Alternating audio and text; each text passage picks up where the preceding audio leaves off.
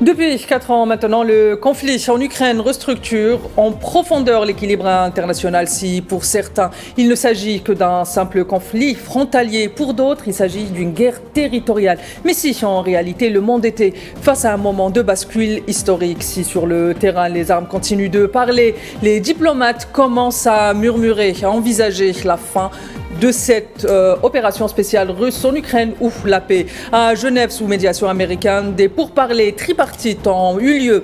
Les délégations évoquent des échanges professionnels, constructifs et prudents. Les paramètres de sécurité sont examinés, les mécanismes de mise en œuvre discutés. Si les diplomates se montrent pour le moment avares de commentaires, il semble néanmoins qu'un point fasse désormais l'objet d'une convergence, la nécessité de maintenir les canaux de discussion ouverts.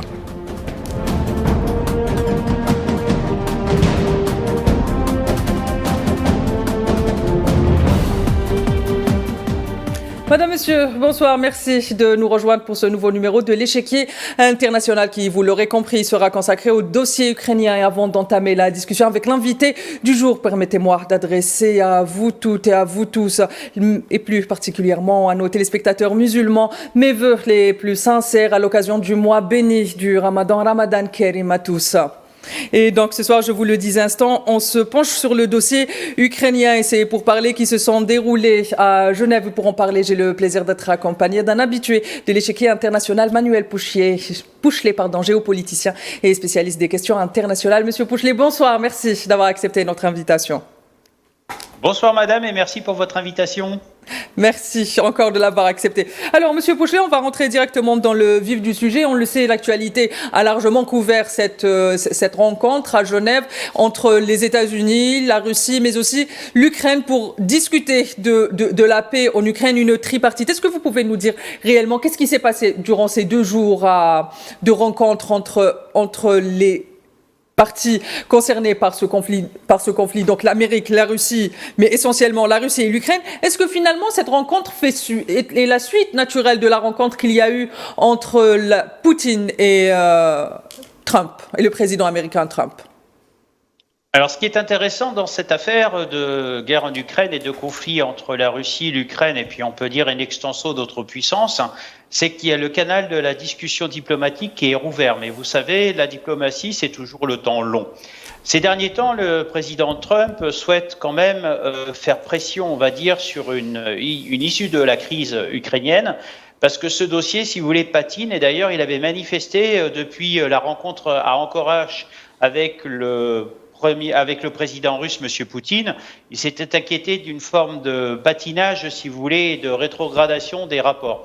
Mais il faut savoir qu'en diplomatie, les diplomates sont des personnes importantes qui privilégient le temps long et le canal de la discussion s'est toujours maintenu. Alors qu'au contraire, avec d'autres puissances occidentales, il a été rompu. Le président Trump souhaite une issue de crise assez rapide et d'ailleurs fait pression sur le président Zelensky, si vous voulez, pour que l'on trouve un compromis, puisque l'on s'aperçoit que finalement, dans cette longue équation de paix que l'on souhaite, que ce soit en Europe, même en Russie et en Ukraine, il est grand temps de trouver une solution qui devrait pouvoir satisfaire, si vous voulez, toutes les parties en présence. Ce dossier est délicat, il rassemble et en même temps, il divise. Et derrière la Russie, derrière les États-Unis, il y a d'autres acteurs. Je pense notamment à l'Union européenne, mais aussi la Chine et d'autres puissances européennes qui souhaiteraient trouver enfin un accord de paix. Vous avez touché des points importants qui sont notamment les pressions américaines ou les pressions du président Trump sur Zelensky. Et pourquoi est-ce que le président américain aujourd'hui essaye de faire pression autant sur le président américain, mais aussi ces puissances qu'on ne voit pas. D'un côté, il y a l'Europe et de l'autre, il y a la Chine. On va essayer d'en revenir juste avant la fin du temps qui nous est imparti. Vous avez commencé à y répondre déjà, Monsieur Pouchelet. On parle de pourparlers, on parle de tripartite, on parle de canaux de discussion diplomatique qui sont ouverts. Mais est-ce qu'on peut finalement poser la question clairement et franchement, qui négocie quoi et pourquoi? Alors je pense que de toute façon, dans cette négociation sur le dossier ukrainien, j'ai en mémoire, si vous voulez, les propos du président Trump lorsqu'il se rendait à Anchorage, où il a annoncé gagner énormément de millions de dollars, pour ne pas dire de milliards de dollars avec cette guerre. Donc pour les Américains, c'est une situation malheureusement au détriment de la préservation, on va dire, des forces en présence, une aubaine économique, puisque vous savez, les Américains ont une économie en ce moment qui tourne au ralenti, avec une crise économique et puis également ils souhaitent avoir malheureusement des résultats, puisqu'on arrive très prochainement aux élections de mi-mandat et l'administration Trump cumule, si vous voulez, des dossiers internationaux qui sont lourds. Je pense à d'autres dossiers qui viennent en complément finalement. Je pense au dossier iranien où il va retrouver encore une fois l'Iran, mais aussi la Russie derrière ce dossier. Et puis ce dossier ukrainien, quelque part, on a un grand absent qui pour l'instant observe, mais si vous voulez, je pense notamment à la République populaire de Chine, qui commence à un petit peu s'agacer de cette situation, puisque par l'Ukraine passe aussi une partie de ces nouvelles routes de la soie pour lesquelles le président Xi Jinping tient beaucoup, si vous voulez. Je pense que tant les Européens que les Américains et que les Russes ne veulent pas sortir épuisés de cette situation, mais ils souhaitent aussi reprendre, on va dire, des négociations pour faire comprendre au président Zelensky, le président ukrainien, qu'il faut maintenant négocier et trouver une solution de sortie de crise. Ne l'oublions pas, le plus difficile sera de trouver des solutions de paix, mais également de trouver la paix des cœurs. Et là, sur ce point-là, cela n'est pas gagné pour toutes les parties en puissance. Et ce que vous avez dit, bien sûr, ces accords tripartites. Mais vous savez, le travail des diplomates est particulièrement long et toute négociation est savamment sous-pesée. Très bien, Monsieur Pouchelet. Aujourd'hui, quand on parle de ces négociations, vous l'avez dit en début de la première réponse, aujourd'hui, il y a d'autres puissances qui sont, vous avez commencé à parler de la Chine et du rôle éventuel qu'elle pourrait jouer, mais aussi des intérêts qu'elle a. Aujourd'hui, quand les États-Unis négocient, on a longtemps présenté le conflit entre la Russie et l'Ukraine comme étant le conflit entre l'Occident et la Russie. Est-ce qu'aujourd'hui, quand les États-Unis négocient, elles négocient pour le camp occidental, ou ça signe juste une nouvelle fracture entre l'Europe et les USA, même si on l'a vu lors de cette tripartite, le président Zelensky veut la présence de l'Europe pour les négociations. Il estime que ça pourrait être avantageux pour lui. Alors bien entendu, vous venez de le mentionner, c'est vrai que l'Union européenne sur ce dossier, puisqu'il s'agit de cette puissance dont vous parlez, est avant tout une puissance économique et qui, pour l'instant, a montré de sérieuses limites, si vous voulez, sur ce dossier ukrainien. Quand on regarde finalement les pays d'Europe qui soutiennent, on va dire, l'Ukraine, que ce soit sur le plan militaire, voire sur le plan économique, ce sont essentiellement l'Allemagne, la France et le Royaume-Uni. Les autres pays d'Europe avancent, de façon beaucoup plus divisée sur ce sujet. Je pense notamment à la Pologne et puis également à la Hongrie, si vous voulez, quelque part. Mais en même temps, il est temps que l'Union européenne se positionne, mais on a l'impression un petit peu, vous savez, d'assister aux pourparlers, et notamment au 8 mai 45 avec la reddition de l'Allemagne, où justement la France était invitée à la table des négociations. Mais vous savez, les Américains, je pense, dans leur stratégie d'approche, ont tendance à écarter les Européens. Je vais vous dire pourquoi, parce qu'ils ne parlent pas tous de la même voix. Et ils ont peur que l'Union européenne, contre lesquels ils adressent certains griefs, je pense notamment avec ce qui s'est passé avec Maïdan et puis ainsi avec les autres sujets, si vous voulez, notamment l'adhésion à l'Union européenne, mais surtout les Européens n'ont toujours pas compris que la limite rouge était l'adhésion de l'Ukraine à l'OTAN. Et ça, bien entendu, M. Poutine a toujours eu ce discours ferme que c'était un point à ne pas franchir. Maintenant, les Européens ne parlent pas tous de la même voix, les degrés d'engagement sont différents. Et je pense que plus vous savez en diplomatie, plus vous associez de parties prenantes aux négociations, moins le résultat attendu sera rapide, si vous voulez. C'est malheureusement le temps long qui, pour l'instant, s'inscrit, mais la voie européenne est à prendre en compte puisque, bien entendu, l'Ukraine et la Russie font partie de l'Europe géographique. Monsieur Pouchelet, vous avez parlé justement de cette économie américaine qui est aujourd'hui un peu dans le rouge, on va dire, mais vous avez aussi dit qu'aujourd'hui il existe une économie de guerre. Qu'est-ce que disent qu'est-ce que disent ces négociations? C'est pour parler cette tripartite de l'économie de la guerre mondiale, mais aussi de la sécurité, de l'architecture de la sécurité mondiale. Je pense que l'architecture de la sécurité mondiale, si vous voulez, s'impose aujourd'hui. On a une Europe, quand vous regardez bien les cartes des dangers, on va dire, les dangers se trouvent aux frontières de l'Europe. Quand vous regardez bien, les pays sont rouges, c'est-à-dire des pays particulièrement instables et particulièrement dangereux. Et force est de constater que les Européens vont devoir faire face à de nouveaux enjeux qui sont des dossiers qui, vous savez, divisent. En plus, on arrive dans très peu de temps avec une Europe qui, au niveau politique, va avoir organisé des élections présidentielles ou même sur d'autres thèmes. Et l'on sait pertinemment qu'il y a une dangereuse montée des extrêmes, si vous voulez, qui sont liés à cette situation internationale. Je pense qu'il est très important de prendre en compte que les Européens doivent bien entendu apporter leur pierre à l'édifice dans ce dossier ukrainien, mais en même temps, vous avez parlé d'économie, et je vous ferai remarquer que l'économie américaine depuis la Seconde Guerre mondiale est essentiellement organisée autour de l'armée, autour de la défense. Il y a quand même 10% des emplois aux États-Unis qui sont concernés par justement cette situation internationale particulièrement préoccupante dans laquelle les Américains, bien sûr, sont les premiers mondiaux en termes d'exportation d'armes et rarement en termes de solutions de paix. Monsieur Pouchelet, quand on parle de négociations et quand on parle aujourd'hui de mettre fin à un conflit armé, il est souvent question de reconstruction. Est-ce que la reconstruction aujourd'hui en Ukraine fait partie de ces négociations, fait partie des sujets qui seront abordés par les diplomates, ou peut-être même entre les deux présidents américains et russes ? Oui, bien entendu, la reconstruction est, j'allais dire, la partie la plus importante dans une négociation, puisque lorsque vous assistez à la reconstruction d'un pays, vous y associez la population, et c'est là l'enjeu de la paix, quelque part. Puisque la population qui a été, on va dire, malmenée, qui a été, on va dire, exposée au danger, à la mort, il faut qu'elle se reconstruise, si vous voulez. Et il faut l'associer à la reconstruction du pays, mais bien entendu en y proposant rapidement des solutions concrètes. Je pense, vous savez, l'histoire nous l'a démontré, je pense en Europe avec ce fameux plan Marshall. Maintenant, le tout est de savoir quel plan Marshall allons-nous proposer à l'Ukraine. C'est là l'enjeu. Justement, vous venez de donner un très bel exemple qui a été le plan Marshall, qui a été aussi cette histoire de l'Amérique et de la dépendance européenne finalement vis-à-vis des fonds américains et des aides américaines. Est-ce qu'on peut aujourd'hui assister à finalement un même scénario concernant Kiev, peut-être un mécanisme de dépendance financière ou peut-être même un argument pour que Zelensky, vous l'avez dit au début d'émission, qui subit des pressions américaines pour se maintenir au pouvoir. Est-ce qu'on peut se retrouver dans ce genre de scénario ? Alors, les scénarios, si vous voulez, à étudier sont multiples. Alors, je pense que dans un premier temps, il y a quand même un dossier qui est particulièrement pointu et exigeant par rapport à l'Ukraine, notamment qui vise directement M. Zelensky. On en parle peu finalement dans les médias, c'est qu'il y a toujours ce fameux problème de corruption en Ukraine.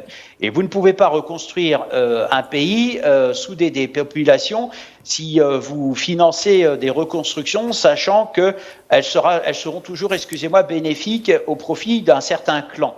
Et c'est là qu'est le danger.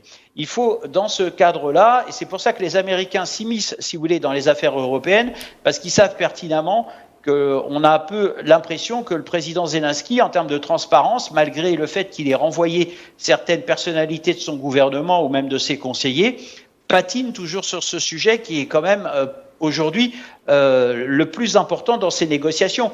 S'il y a une transparence financière au niveau de l'Ukraine et moins de corruption, on pourra commencer la reconstruction. D'ailleurs, ce sont des sujets qui sont reprochés au président Zelensky, tant par la partie de M. Poutine que de la partie de M. Trump. Maintenant, la question est la suivante. Est-ce que M. Zelensky fait bien partie de l'équation de paix ? Là est la vraie question.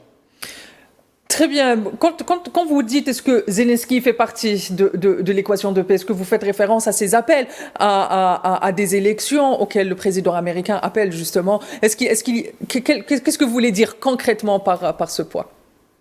Concrètement, M. Trump a fait pression sur M. Zelensky en lui demandant d'organiser des élections, si vous voulez, au mois de mai. D'ailleurs, dans le discours pour parler de paix, on a les prérogatives de M. Poutine qui, je vous le rappelle, considère que M. Zelensky n'est pas le représentant de l'Ukraine dans la mesure où il n'y a pas eu d'organisation d'élections sur le territoire ukrainien. Mais après, l'Ukraine reproche aussi à la Russie de dire quand nous sommes en guerre, nous ne pouvons pas organiser des élections. Maintenant, il semble que l'on arrive enfin, si vous voulez, à trouver une solution de paix sur cette Europe qui finalement risquerait d'avoir d'autres problèmes nettement plus ruineux que le dossier ukrainien. Je pense notamment à l'économie européenne qui est devenue exsangue. Mais ce qui fait peur aux Américains dans cette affaire, c'est que ce côté exsangue de l'économie européenne risquerait, elle aussi, d'entraîner les États-Unis sur de sérieux problèmes économiques. Je vous le rappelle que, en ce qui concerne les rapports commerciaux entre l'Europe et les États-Unis, l'Union européenne a l'avantage d'avoir une balance excédentaire. Mais l'administration de M. Trump s'inquiète vraiment de la suite donnée, parce que je vous le rappelle, les Américains ont également d'autres dossiers, notamment des dossiers en Asie. Et le plus important, c'est de trouver rapidement une solution en Europe, mais vous savez, et les Américains, les Russes et les Ukrainiens, ainsi que les Européens, ne feront pas l'erreur de confondre vitesse et précipitation sur ce dossier. Lors de ces tripartites, on l'a vu, ça a duré 2 jours, ça s'est passé à Genève. Est-ce qu'on peut revenir sur qu'est-ce qui a été discuté concrètement? Que demande chacune des deux parties, en particulier les Russes et les Ukrainiens, les premiers concernés, et puis arrivent les autres puissances intermédiaires, à commencer les États-Unis, qui est impliqué dans le dossier, donc les discussions se passent sous son égide. Bien entendu, l'objectif, si vous voulez, pour la Russie, c'est de ne pas que l'Union européenne installe des forces de l'OTAN sur le territoire ukrainien. Ça, c'est très important. La Russie considère également que les oblasts qui se situent à l'est, où il y avait des minorités russes, sont définitivement conquises. Côté ukrainien, bien au contraire, eux, ils veulent retrouver l'entièreté de leur territoire, Crimée inclus, et ce qui fait, si vous voulez, pour l'instant, cette pierre d'achoppement dans les négociations. En ce qui concerne les Américains, il faut savoir que les Américains ont une activité économique en Ukraine où, je le rappelle, l'administration Biden, notamment le fils de M. Biden, Hunter Biden, est propriétaire de fermes en Ukraine. Donc, si vous voulez, ils sont également propriétaires d'une économie. Derrière tout cela s'ajoute de manière plus discrète les négociations. Alors, je vais revenir sur la Chine un peu plus tard, rapidement, mais ce que je voulais vous dire, c'est qu'il y a aussi l'enjeu des ressources naturelles où M. Poutine souhaite aussi faire main basse dans ces oblasts qui sont maintenant conquis par la Russie et pour lesquels il y a d'importantes ressources. En ce qui concerne la Chine, il y a toujours ce fameux blocage des itinéraires des nouvelles routes de la soie qui passent aussi par l'Ukraine. Et pour l'instant, je rappelle que M. Xi Jinping avait pour objectif de devenir première puissance mondiale en 2049. Et pour l'instant, il semblerait que ce projet, qui est toujours en cours, bien entendu, freine et la Chine s'impatiente. Pourquoi ? Parce qu'elle alimente également la Russie et aussi d'autres parties en présence et son économie en pâtit malheureusement. Est-ce qu'on peut dire finalement que la Chine est en train de jouer beaucoup plus la carte de la stabilité ou elle est en train d'optimiser une crise qui finalement ne fait qu'affaiblir ses concurrents et on sait que le conflit en Ukraine affaiblit considérablement et le camp occidental et les États-Unis d'Amérique? Bien entendu, c'est un conflit qui affaiblit toutes les économies en puissance, mais ce qu'il faut retenir, c'est que la Chine est aussi détentrice des dettes de ses participants. C'est la raison pour laquelle la Chine s'inquiète et souhaite aussi, de son côté, que l'on trouve rapidement un compromis de paix. Parce que, si vous voulez, si les économies vont bien, les échanges vont pouvoir reprendre. Mais vous savez, la Chine connaît aussi, malheureusement, un ralentissement de son économie pour diverses raisons. Et force est de constater que, de toute façon, la paix en Europe est nécessaire, si vous voulez, pour que ce monde d'aujourd'hui trouve, on va dire, un nouvel équilibre. Et pour l'instant, j'ai bien l'impression, au regard des analyses que l'on peut porter et des échanges que nous avons, que c'est assez bancal, mais il y a aussi cet affrontement que l'on oublie, qui sont entre l'Occident et les pays des BRICS. Et ces économies sont de plus en plus fortes, et j'ai l'impression que l'Occident ne veut pas non plus perdre la face en termes d'influence et également d'économie sur ce sujet. La guerre est aussi économique, ne l'oublions pas.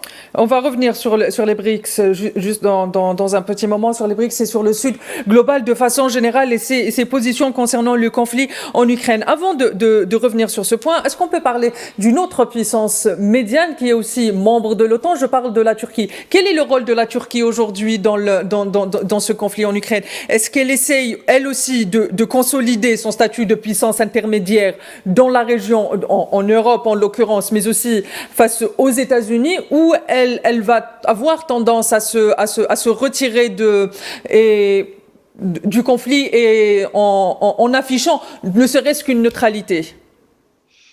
Alors, vous savez, la position turque est très particulière parce qu'elle est aux portes de l'Europe et pour l'instant, les dirigeants européens ne veulent pas s'intéresser aux solutions que propose le gouvernement de M. Erdogan.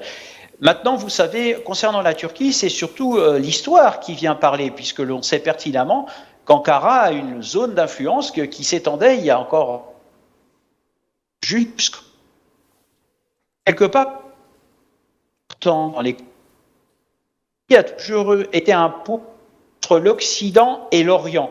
Et c'est peut-être là où la Turquie aurait un rôle à jouer. Mais je reviens sur mon premier propos. Plus vous associez d'intermédiaires et de négociateurs, plus longue sera trouvé. Et malheureusement, il y a aussi des risques d'interférence. Monsieur Erdogan souhaite aussi exister sur la planète diplomatique pour lequel il apporte des décisions. Le président Trump est d'affaire fiché de la rue, qu'ils soient écartés de la négociation. Mais on l'écoute.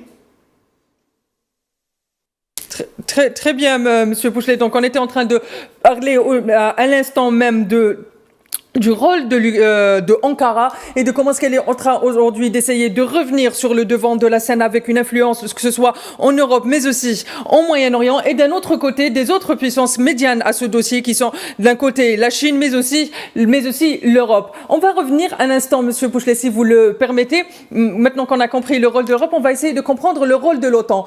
Aujourd'hui, l'OTAN est pratiquement un géant au pied d'argile, un géant sécuritaire au pied d'argile. Les États-Unis n'assument plus le rôle de bailleur de fonds de cette organisation. Il y a aussi d'un autre côté, vous l'avez précisé, il y a les BRICS, il y a tout ce qu'aujourd'hui les BRICS impliquent comme enjeu à travers le monde.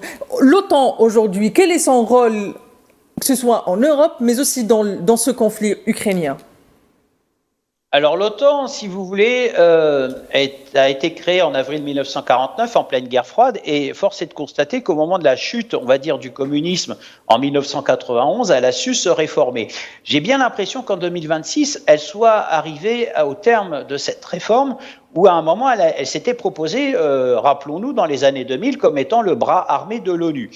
Ajoutons à cela, concernant l'Ukraine et surtout l'Union européenne, les Européens ont, je pense, à mon humble avis, souhaiter assurer leur défense sous parapluie américain, c'est l'expression qui est employée. Je rappelle qu'il y a eu à l'époque, dans les années 80, la crise entre les SS-20 et les missiles Pershing américains déployés avec cette puissance nucléaire qu'offrent les États-Unis. Mais en même temps, j'ai l'impression que l'on arrive, et là je vais reprendre l'expression du président français, que l'OTAN pourrait être en état de mort cérébrale à la suite de ce conflit, où si elle n'entreprend pas, si vous voulez, de nouvelles réformes, notamment en termes de commandement, puisque vous avez dit que les principaux financiers sont les Américains, je vous le confirme, mais en même temps, il serait peut-être temps que les Européens, qui ont déjà sur leur sol les propres solutions d'assurer leur défense, parlent d'une même voix. Là est l'enjeu, si vous voulez, pour l'avenir de l'Union européenne, c'est que vous avez toujours cette querelle de leadership entre le Royaume-Uni, la France et l'Allemagne, ce qui fait en sorte que les Américains ont réussi à précipiter les Européens à s'armer, puisque l'on a quand même des conséquences économiques lourdes sur les économies exsangues européennes, je pense notamment à la France, à l'Angleterre et à l'Allemagne, qui ont multiplié quasiment par 2 leur budget d'armement, si vous voulez. Donc aujourd'hui, l'OTAN se cherche un nouvel avenir. Le tout est de savoir est-ce qu'il va pouvoir, on va dire, résister à cette fin, à cette sortie de crise ukrainienne qui, pour l'instant, le préoccupe essentiellement, si vous voulez. Quand on regarde, il n'y a pas de mission de l'OTAN à l'étranger, en dehors maintenant de de la zone européenne, excusez-moi. Mais d'ailleurs, à ce sujet, les forces de l'OTAN mènent en ce moment un exercice d'envergure dans les pays baltes pour justement tester leurs capacités. Maintenant, au-delà de ça, l'OTAN a un volet politique qui, pour l'instant, s'affiche de manière très discrète, mais est toujours contrôlé et, on va dire, orienté par les choix des États-Unis. Il est temps que les Européens changent d'orientation, peut-être conservent l'OTAN, mais avec de nouveaux enjeux et une nouvelle définition politique qui, pour l'instant, n'est pas très claire, y compris pour les Américains, y compris pour les Européens, et encore moins par rapport aux Russes qui s'en inquiètent d'ailleurs. Monsieur Pouchelet, brièvement, très brièvement, qu'est-ce qu'on peut se dire aujourd'hui d'un côté du Sud global, du conflit en Ukraine, mais aussi sachant que les BRICS existent et que la tendance dans le Sud global est à s'allier économiquement, tout du moins, à ces nouveaux mécanismes comme les BRICS? Oui, j'ai bien l'impression qu'on est dans un monde où décider dans l'incertitude sera une qualité, et malheureusement, pour conclure sur ce sujet, j'allais peut-être vous proposer un peu le proverbe russe, si vous voulez. Des brebis sans berger ne peuvent être considérées comme un troupeau. Et c'est bien là, c'est cette situation à laquelle nous assistons, tant dans le Sud global qu'au niveau également de l'Union européenne et de l'Occident en général et des Américains en particulier. Très bien, Monsieur Pouchelet, merci d'avoir accepté notre invitation. Je rappelle que vous êtes géopoliticien et spécialiste des relations internationales. Merci. Merci beaucoup, madame. Quant à vous, très chers téléspectateurs, il ne me reste plus qu'à vous souhaiter une excellente suite des programmes sur Al24 News. Et je vous donne rendez-vous demain. Et permettez-moi de réitérer mes vœux sincères de Ramadan Karim. Excellente suite des programmes sur Al24 News.